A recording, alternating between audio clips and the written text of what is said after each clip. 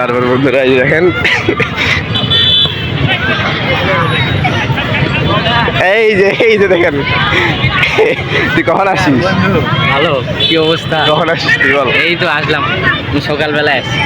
তো তুই phone this নি কার? হচ্ছে ফালতু ছেলে, কারণ আমি অনেকবার ফোন ধরে নাই। দ্বিতীয়ত বাইর হয়ে গেছে, আমি এখন একলা বাড়িছিলাম, তারপরে যে রাস্তার মধ্যে দেখা পাইছে, ওই জন্য এখন করছে ও ভাইয়া তুমি যাওয়া। এই ছিল হচ্ছে আর আসল রূপ। তো আসসালামু আলাইকুম বন্ধুরা, কেমন আছেন আপনারা সবাই? তো এই যে দেখতেই পাচ্ছেন আমরা চলে গেছি এখন অটোতে। তো অটোতে করে আমরা যাবো বড় মাঠ। তো আমার ঠাকুরগা থেকে বন্ধু আসছে, তো তার সাথে দেখা করতে যাবো।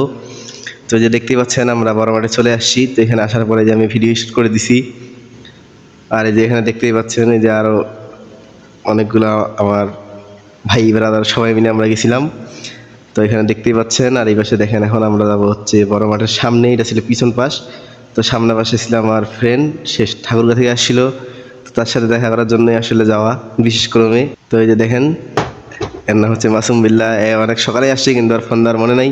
পরে আমার কথা মনে পড়ছে, তো সেই জন্য সে আমাকে ফোন দিছিল।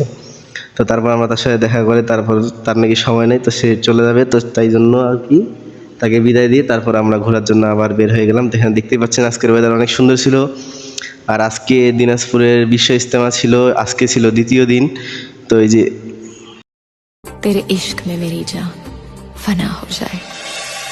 जितने पास है खुशबू सांस के, जितने पास होठों के। তো আমরা আসরের নামাজের পড়ে গেছিলাম। তো মাগরিবের নামাজের পর যখন সন্ধ্যা গেছে, তারপরে আমরা গেছি ইজতেমার এই পাশে। তো এই পাশে দেখতেই পাচ্ছেন অন্ধকার হয়ে গেছে। তো আমরা এখন সবাই একত্রিত হয়ে গেছি। আর তারপর এখন আমরা দেখাবো আপনাদেরকে দিনাজপুরের বিশ্ব ইজতেমার আজকে দ্বিতীয় দিন। তো আমরা চলে আসছি, এখানে হচ্ছে দেখেন ঝালমুড়ির দোকানের সামনে। তো এখানে অনেক সুন্দর লাইট লাগা ছিল, লাল লাইট। তো দেখেন এখন সবার ফেস লাল লাল দেখাচ্ছে, আর আমি ক্যামেরা নিয়ে শান্তি পাচ্ছি না। এখন সবাই বলছি এদিকে আসো এদিকে আসো, ক্যামেরার মধ্যে সবার লাল লাল ফেস দেখা যাচ্ছে, সুন্দর টমেটোর মতো। তো এই জন্য আমি সবাইকে ডাকে ডাকে দেখাচ্ছি। আর এই পাশে দেখেন এই যে মুস্কান হাঁস নিচে একটা, তো সেও আর কি দেখাচ্ছে। আর তারপর আমি যে এখানে আমাদের শিমুল ব্লগার ক্যামেরাম্যানকে একটু ধরে দিলাম ফোনটা, তাই বললাম একটু ভালো করে আমার ভিডিওটা নাও। আর এই গেঞ্জিটার যেই লোগোটা আছে, এটা আমি নিজেই করছি, আর্টিস্ট। তো এটার ভিডিওটা আপনাদেরকে একদিন দিব। আর এখন পর্যন্ত যারা আমার চ্যানেলটি সাবস্ক্রাইব করেনি, সাবস্ক্রাইব করে দিবেন। আমার চ্যানেলের নাম হচ্ছে আরবি ব্লগ।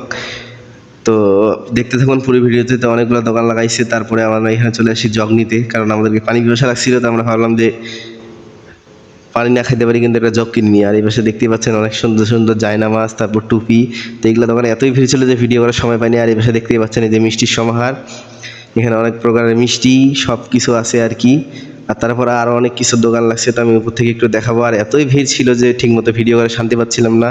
তো আমি ক্যামেরাটা উপরে হাতে নিয়ে ভিডিও করতেছিলাম। আর এই যে দেখতেই পাচ্ছেন কি অবস্থা, ধাক্কা ধাক্কি লাগছে অনেকজনের সাথেই।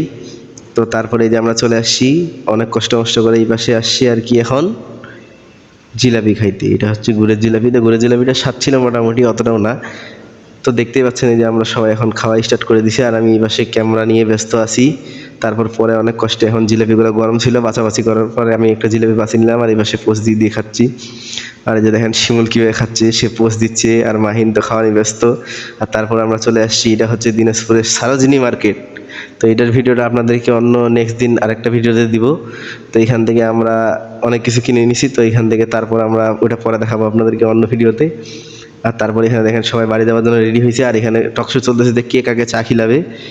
তো এই ছিল আজকের ভ্লগ বন্ধুরা। কেমন হয়েছে পুরো ভিডিওটা অবশ্যই লাইক কমেন্ট শেয়ার করে জানাবেন, আর পাশে থাকবেন। আল্লাহ হাফেজ, সবাই ভালো থাকবেন।